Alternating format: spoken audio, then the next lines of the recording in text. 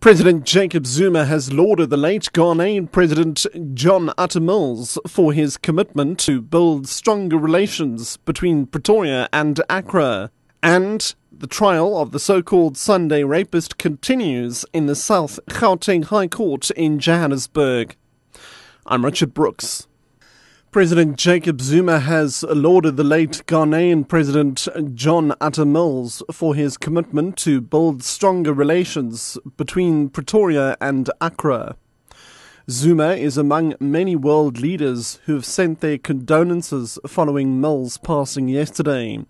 Earlier, British Prime Minister David Cameron described Mills as a tireless defender of democracy in West Africa and across the continent. International Relations and Cooperation spokesperson Clayson Monyela. Our hearts and prayers are with the family of President Mills as well as the government and the people of Ghana during this difficult morning, the departure of their leader. President Zuma also paid tribute to President Mills, saying South Africa and Ghana enjoy strong relations at both bilateral and multilateral levels. And under President Mills' leadership, we saw genuine effort aimed at deepening the historical relations between our two nations. The trial of the so-called Sunday rapist continues in the South Gauteng High Court in Johannesburg today. The matter was postponed to yesterday after the testimony of farm dwellers and police officers who responded to the crime scene, where the body of one of Johannes Stein's victims was found at the Marelpeng farm in Magaliesburg on the West Rand. Farm dweller Rosetta Freire told the court that they investigated a fire on the farm and found a burnt body. Edwin Ntsidi reports.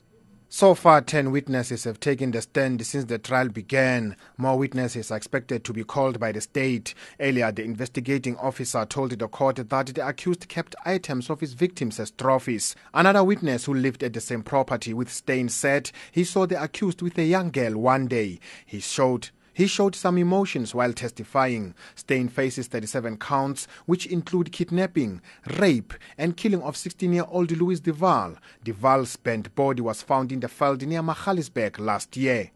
Gauteng's Premier Nomvula Mokonyane says the provincial government will be looking into how well the interventions introduced to deal with the billing crisis and revenue problems in the city of Joburg have worked. She was reacting to news that the city of Joburg has received a qualified audit for the third consecutive year. Of Gauteng's 15 municipalities, 9 received unqualified audits with findings, and 6 received qualified audits. Only 2 municipal entities, that is, Johannesburg Civic Theatre and Johannesburg Social Housing Company, received clean audits. Mokonyane says they will work with the city of Joburg to ensure it gets a clean audit by 2014. If you compare matters that were raised in the previous financial year against those that are presented now, they are actually totally different. And they demonstrate also a movement towards adherence to the norms and standards. So we need to work with the city of Johannesburg on issues of systems and controls. If we can be able to arrest that part, I'm sure the city can do better.